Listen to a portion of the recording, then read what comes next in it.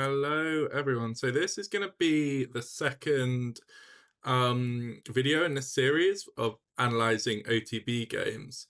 This one's a bit different because it's actually not a classical game, it's a rapid play game. As you can see here, it's 15 minutes, and I believe we have a 10-second increment. And this is actually the final round of the tournament, playing against Balaji, who's an English international master, FIDE rating 2356. So as you can see, I'm FIDE rating 1964, so quite a lot lower. So I'm definitely the underdog in this game, but I was able to get a draw. If you actually look at some of the names in this tournament, it's really amazing. So you have people like Abdu Sattarov, Theodori, who actually won the tournament, Ali Reza, Dominguez versus Michael Adams, probably the strongest ever British player. Pavel Elinjanov, who's a really strong Ukrainian player. Eline Robers, who was recently one of the top four in the women's World Blitz. So it's really high standard tournament. And this is obviously boards 1 to 10. All the way down on board 43 of about 150 boards. But, as you see above me, most players are kind of titled. So, a decent place to be. I think I'm on +1 at this point. I was really hoping to play like an Ali Reza or a Dominguez or, someone like that. But unfortunately, the pairings didn't work out. I mean, it seemed like the way to do it is that maybe you win the first round or you win the second round, because obviously this late onto the tournament, you're probably not going to be paired with them unless you're having an amazing tournament or they're having, a poor tournament.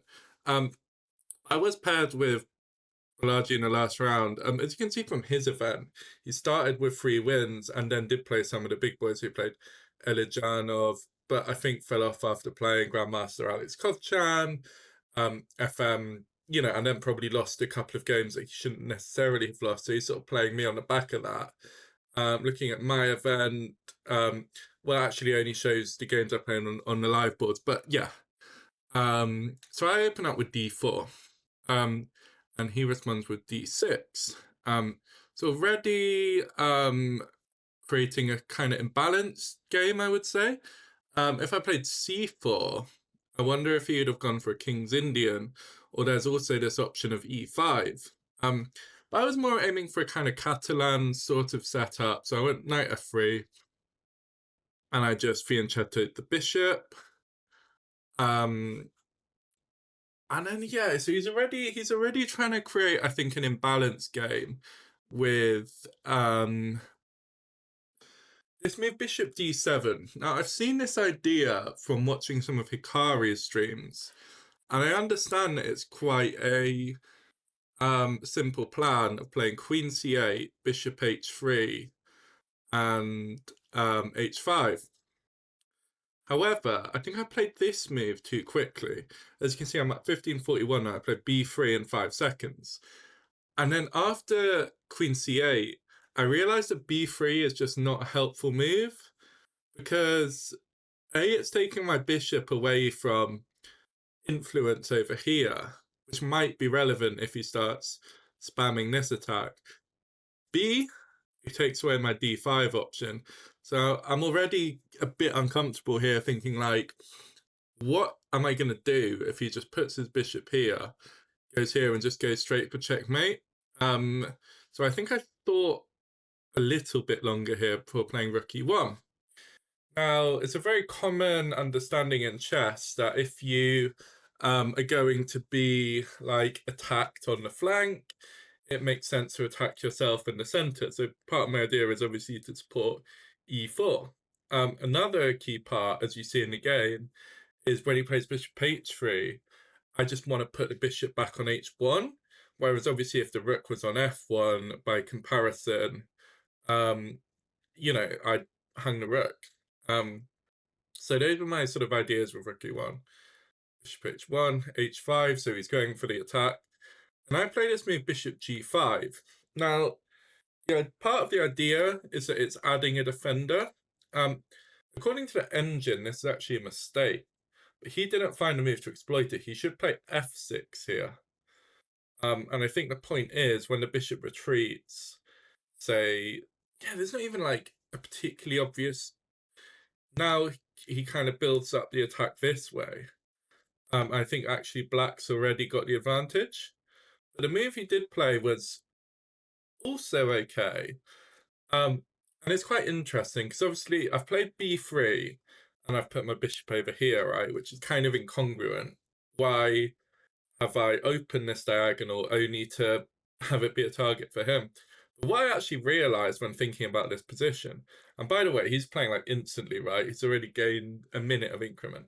But what I realized thinking from this position is that in many lines, he doesn't want to give up this bishop for this rook. So if I can defend like this, that is actually going to be a good exchange sacrifice for me. So once I realized that, I was able to kind of coordinate my plans around that. So I played knight c3. And my point is, if he takes, I can play this move knight b5, hitting d4 and threatening to regain the pawn. Now, if he defends it with c5, I take on d6, right? Winning the queen.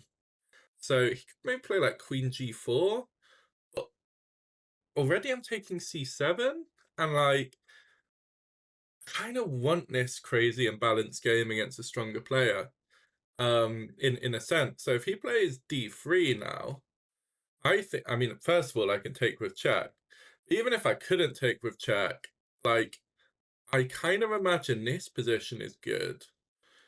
Yeah, this is just crushing, right? Even though I'm an exchange down, because that giving up that bishop is so disastrous for him. So this is my thinking of knight c3.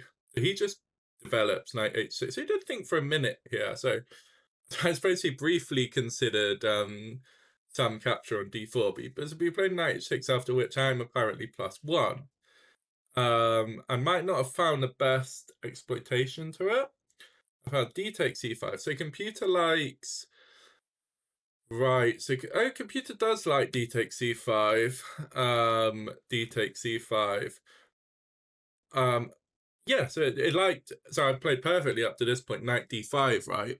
And again, it's the same idea that e4, I mean, first of all, I can check, but I'm always going to be happy to give up this rook. So he plays this move knight g4. Kind of a multi-purpose move. It's hinting at some attacking ideas, but crucially defending this f6 square. Now, here is where I give up my advantage. Like my first game, I built up an advantage and then went for the wrong plan. So this is clearly something I need to work on. I should just continue to play naturally with queen d3, connecting the rooks. The line could then go, for example, castles. I bring my rook into the center and just claim that I actually have a better development, better position, more stable position, because he can't really ever go rook d8 because of this bishop.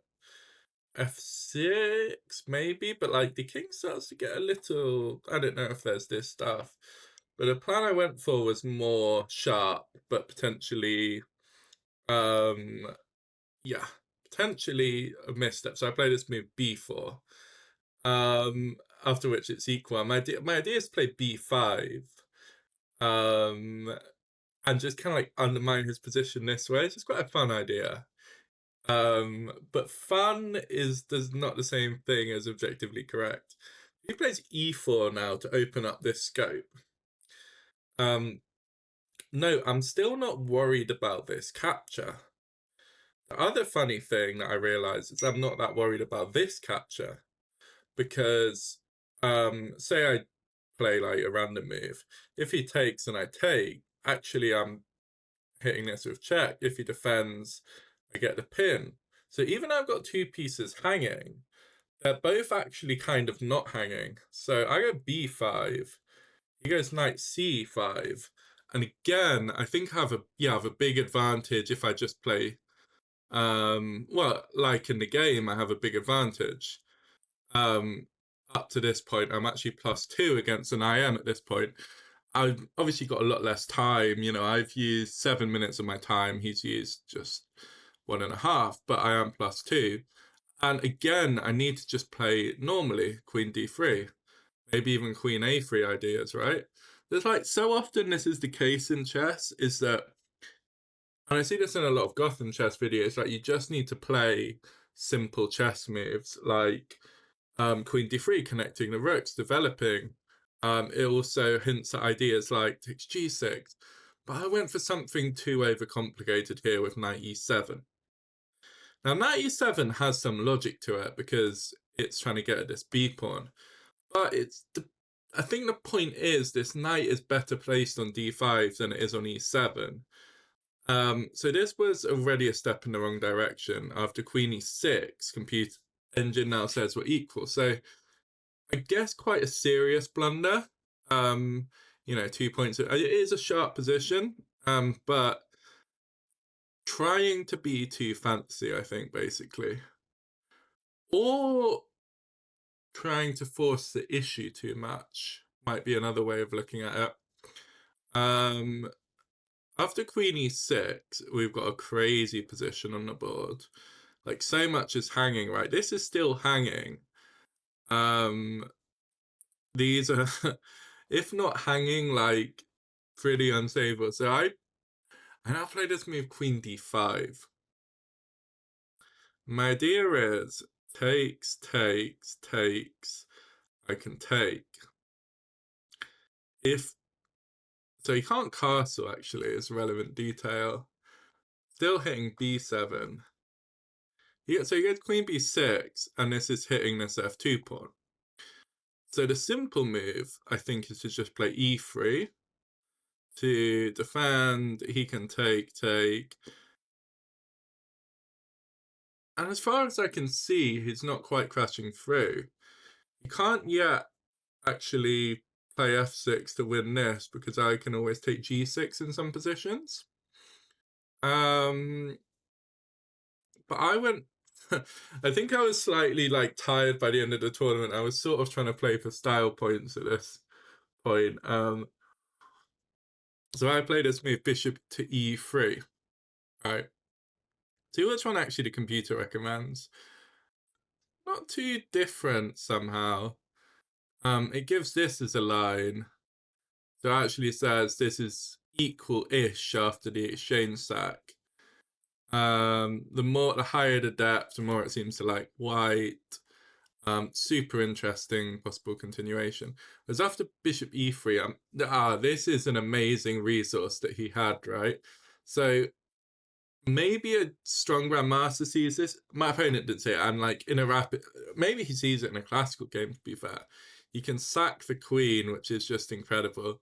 Takes, right? Takes here, here, and he's somehow better because I need to defend this pawn. So I do defend this pawn. I'm like, what even is the material count by?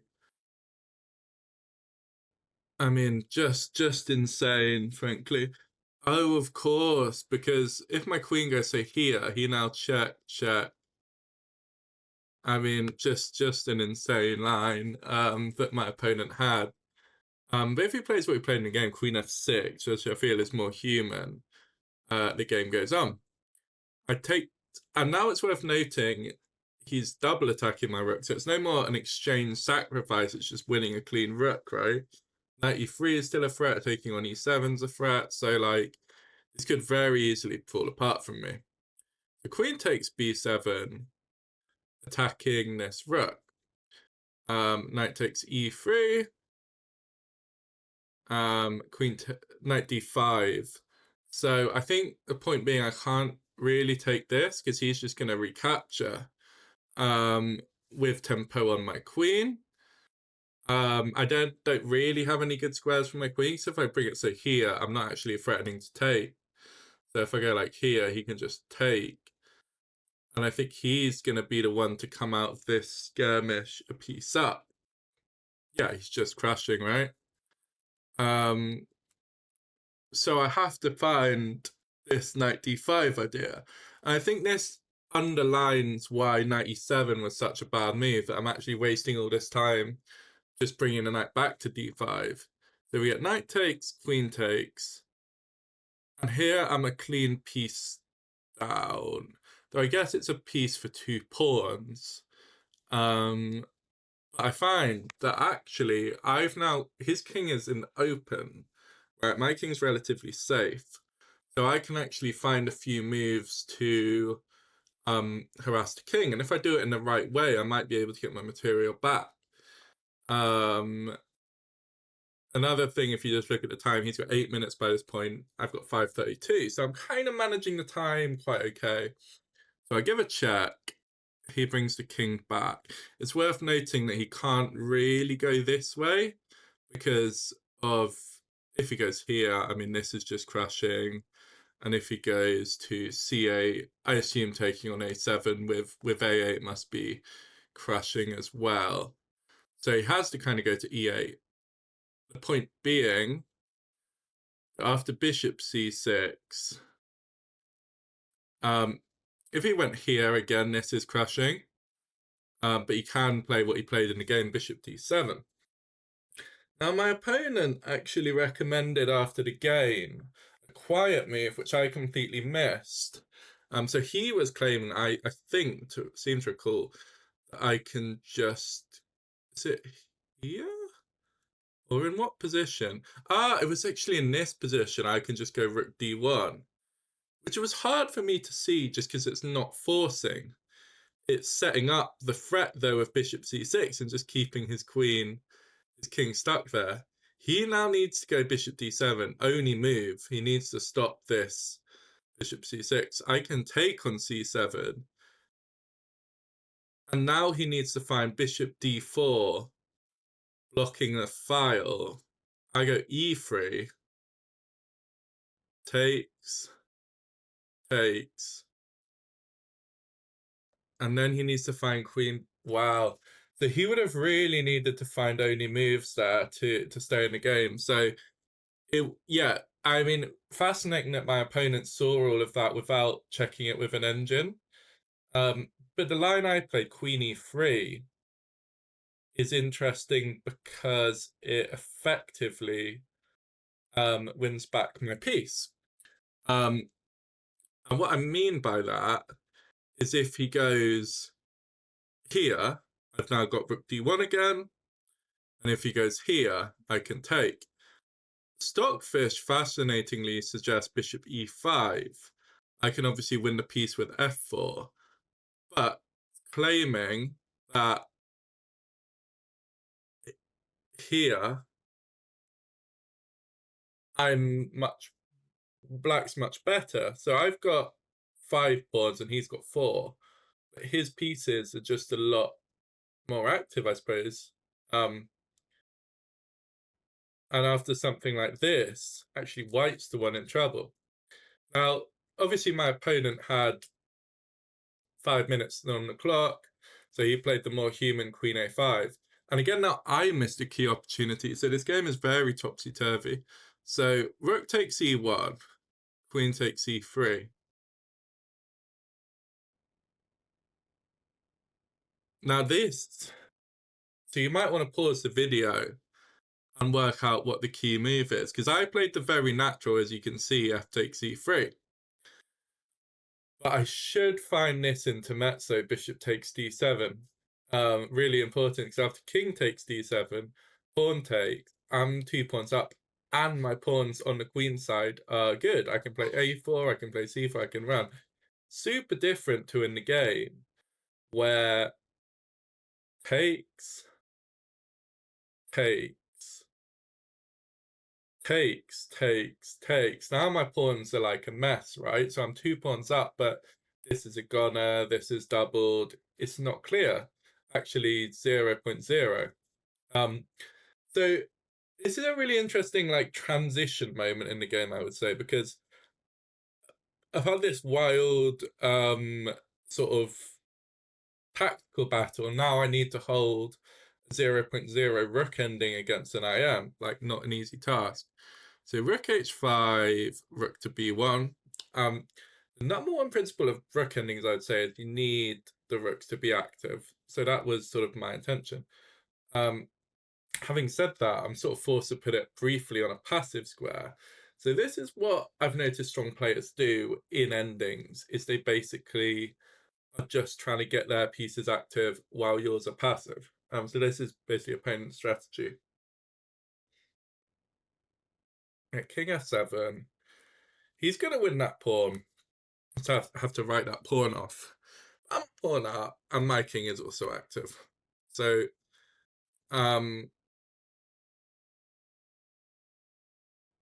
yeah, a few more moves. So yeah, I'm kind of like hinting at a repetition at this point. But my opponent does not want a draw. You know, he's like last round of the tournament, 300 points high. You know, he wants to beat me.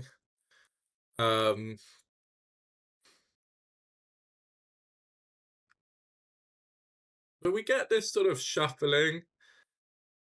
And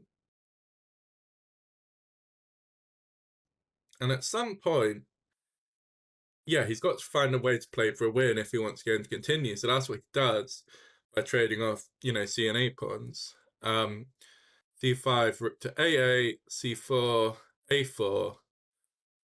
My pawns run. And the good thing is my king can play a role stopping this pawn. So does have this strategy, but my king can still cover the back rank square. King e7 was in fact a losing blunder. So I had an opportunity to win this. He now has 35 seconds, I've got a minute, and I missed it. I went for a drawing line. So the psychological problem against stronger players is sometimes you're looking for the draw when actually you need to be looking for those ideas that win. So specifically, I don't know if you want to pause the video, have a look, but specifically, I think it's rook a8. And then if rook takes e3, a6, rook takes e4, there's this classic trick where the rook comes here, threatening promotion. So I actually had this opportunity, and there's not much he can do to stop it, because if he just goes like this way, again, I'm threatening to come here. He can't come up, because I always check with tempo. Even here, I still have the option. So he would actually need 2 moves to stop this attack. He would need to find both this and this, but of course he doesn't have time for 2 moves. If I make just to illustrate the point, if I made a random move, like say, actually not many random moves I could find, but just to engineer a position, right? So say we had this. This would no longer be winning because I don't have the idea, because rook here is always met by here. But yeah, so just really interesting that I had that chance to win the game. But I played rook b6, takes. And now the point of the draw is that this pawn's too far advanced. So like, if this pawn was say back here and he had these 2 pawns against my a pawn, he's probably winning. But after a6, there's no way he can stop the pawn without making a draw. So he can't go like this because I block like this in queen. And as in the game, if he tries to basically like come here, I go here. If he tries to go here, I go here. So it's perpetually going to be a draw. Equally, I don't really have a chance to play for a win, because if I allow him to come to either square on the a file, I'm at risk of losing. So that was my game with International Master Balaji from the London Chess Classic Super Rapid Play. Hope you enjoyed it. Any suggestions of how you'd like to see these videos improved, suggestions for the analysis, do let me know in the comments. Thanks very much. Bye.